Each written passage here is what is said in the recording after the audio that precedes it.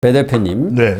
이번 여론조사에서 또 하나 좀 특히 범여권, 이른바 대선 주자라고 할 수가 있죠. 아직 뭐 대선이 치러질지 어쩔지는 모르지만 그렇습니다. 일단 조기 대선이 이루어진다는 것을 가정하에 이 얘기를 할 수밖에 없는 거고 예. 그런 가정하에 지금 각 여론조사 기관에서도 대선 주자들에 대한 적합도 조사라든가 뭐 이걸 계속 하고 있는 거 아니겠습니까? 그래서 조기 대선이 없더라도요. 예. 그 전부터 나왔었잖아요. 이런 예. 조사.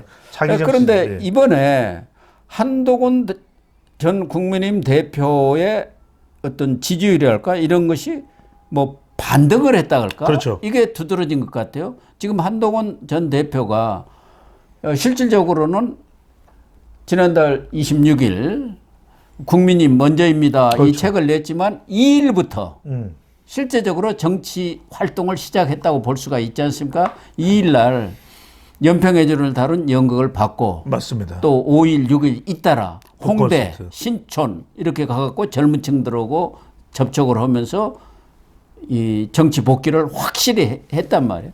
그 영향인지 모르지만 지금 에이스 리서치에서도 2등을 했습니다. 여권 쪽에서는. 그렇습니다. 그러니까 김문수 장관이 앞섰지만 김문수 장관이 18.2, 한동훈이 7.4입니다. 전에는 한동훈 전 대표가 늘 이 4강 중에서 맨 꼴찌였어요. 그 다음에 오세훈 5.4, 홍준표 5.0이에요. 그 다음에 갤럽 조사에서도 보면은 김문수 10, 한동훈 6, 홍준표 5, 오세훈 4. 2등으로 튀었어요. 뭐 이재명은 좀 앞서 있습니다만은 뭐 이재명은 빼고 이런 여론조사 흐름들을 보면은 MBS에서는 김문수 10, 오세훈 8, 한동훈 6, 홍준표 6 이렇게 나왔습니다. 여기서는 오세훈이 조금 앞섰습니다만은 어쨌든 전반적으로 보면은 늘 꼴찌에 있던 한동훈이 2위까지 차고 올라온 거 아닙니까? 그렇죠. 이게 바로 출간 효과. 이른바 다른 후보들이 지금 나서지 않았는데 그다음에 첫 번째로는 먼저 지금 워밍업으로 빨리 몸을 풀고 있다. 여러분 항상 제가 말씀드렸잖아요. 결국 정치인들을 평가할 때 여러분들 제가 중요한 것은 분석 기법을 말씀드리는 겁니다. 파워가 생기기 위해서는 첫 번째 P는 철학, 필라스피, 두 번째 P는 팔러시, 정책. 지금 막 이것 때문에 이재명 대표가 쏟아내는 게 정책입니다. 예. 세 번째 P는 사람이 있어야 되거든요.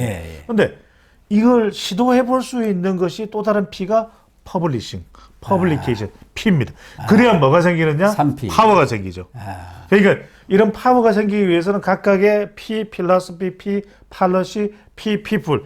이게 이른바 상당히 꽉꽉꽉꽉 얼마나 채워졌느냐에 따라서 P가 나오는 거죠. 그런데 출판이라는 게 여러분들 왜 중요하냐면 어텐션, 주목을 받는 겁니다. 그런 다음에 일단 지금 뻣뻣하게 나왔으면 김문수는 뻣뻣할 수가 있어요. 한동훈은 뻣뻣하게 나오면 안 됩니다. 로우키를 깔아줘야 됩니다. 낮게. 수그려야 됩니다. 그런데 지금 나오면서 대통령께는 미안합니다. 제가 잘못했습니다. 이재명은 하지만 잘못했습니다. 이재명은 안 됩니다. 차별화를 딱 하거든요. 윤석열 대통령에 대해서는 미안한 감정. 하지만 타도 대상은 이재명. 이걸 하면서 약간 효과를 보는 거죠. 한국 갤럽 조사를 보면 여러분들 주목해야 될 게 그동안 정말 이 깡그리 가라앉아 버렸던 한동훈 전 대표에 대한 기반 자체가 조금 꿈틀꿈틀 살아나요. 왜? TK 지역에서는 홍준표하고 지금 맞붙는 상황이 되어버렸어요. 한국 갤럽 지지율을 보면은 이 차이가 별로 없습니다. 그렇습니다. 그 다음에 70대 이상에서 70대 이상 굉장히 중요하거든요. 이 국민의힘에서는 70대 이상에서는 김문수와 경쟁을 하는 구도로 나타났어요. 아니 TK에서도 보니까 한동훈 대표가 지난주 조사에서는 TK에서 1%예요. 그런데 이번 주 조사에서는 11%가 나왔어요. 두 자리죠. 그런데 김문수 장관은 지난주 조사에서는 17%인데 이번 주 조사에서는 7% 됐습니다. 그리고 홍준표는 12에서 12 그대로 있고 오세훈도 5에서 5. 그러면은 결국 김문수가 갖고 있었던 그 지지율을 한동훈 대표로 옮겨가 버린 거 아니냐. 그렇죠. 제로섬 게임이 되는 것 같아요. 김문수와 한동훈이. 그렇죠. 이게 그렇게 보는 이유는 왜 그러냐면 이른바 김문수는 윤석열 대통령 지지층들을 가장 잘 받아내는 그릇이 김문수예요. 예. 그런데 또 김문수를 지지하는 사람들이 딱 봤을 때는 지금 이 이재명에 대해서 가장 대립각을 세울 수 있는 사람이 또 김문수라고 봤던 거예요. 그렇죠. 그런데 상황 돌아가는 걸 보니까 오히려 저 이재명을 꺾을 수 있는 국민의힘 후보가 누구냐 봤는데 한동훈 전 대표가 조목조목 자기 책의 내용을 이야기하면서 이렇게 꺾어야 됩니다. 개헌 안 하려고 그러지. 이재명 안 돼. 나와서 공격하는 대상이 윤석열 대통령이나 친윤이 아니에요. 이재명 딱 이재명. 그러니까 딱 포커스를 맞춰버려. 이게 우리가 보면요. 깡패들끼리 조폭들끼리 싸움할 때는 한 명만 때립니다. 한 그래. 명만 주워 때려요. 한 사람만 그러니까 때리라. 시선이 분산되면 안 됩니다. 제가 말씀드렸죠. 이 피의 파워는 뭐냐면 주목을 끌려면 딱 집중을 해야 됩니다. 어텐션이 돼야 됩니다. 그러니까 이제 지금도 보면은 이재명 대표가요. 임기 3년 단축은 자기가 되고 5년 해야 되니까 3년은 못 받아들이겠죠. 이러면 안 됩니다. 딱 이러면서 치고 들어가는 거죠. 그러면서 어디를 가버리냐. 헌정회를 갑니다. 국회 헌정회. 보십시오. 이거 말이 됩니까? 이러니까 이제 국회 헌정회는 원로들이죠. 예. 그거 말이 안 되죠. 87년 직선제 개헌은 이제 생명이 끝났습니다. 개헌을 해야 돼요. 왜? 헌정회는 국회 사람들 아닙니까? 예. 개헌 좋아할 수밖에 없죠. 예. 개헌을 해야 국회 입김이 올라가는 거 아닙니까? 대통령 권력은 제한하고. 그러니까 이 상황을 연출하니까 조금 거기에 대한 주목도가 높아지는 거예요. 그러면서 쭉 지지율이 올라갔는데 이게 이른바 지난 한 주 동안 한동훈 전 대표의 움직임 속에서 좀 지형이 조금 달라지고 있다.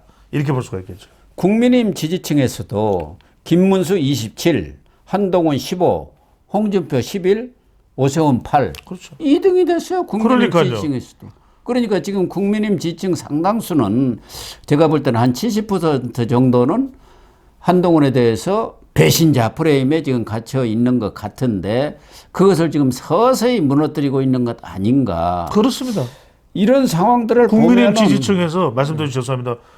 아직 자기 정치 후보자 누군지 선택 안 한 사람이 절반이에요. 예. 한국갤럽조사에서 50%는 국민의힘 지지층의 50%는 선택 안 하고 있어요. 예, 그 이야기는 8년 전에는 유승민 전 의원에 대해서 네 배신자 아이가 막 치아프라 막 이랬는데 이번에 또 8년 만에 달라진 건 뭐냐면 그냥 한동훈 전 대표를 배신자로 내몰지는 않아요.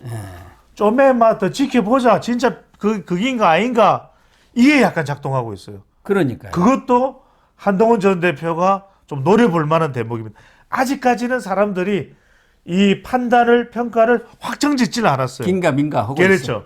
그래서 한동훈 전 대표가 윤석열 대통령에 대해서 미안한 감정 또 로키를 가지고 온 것은 잘했다고 봐요.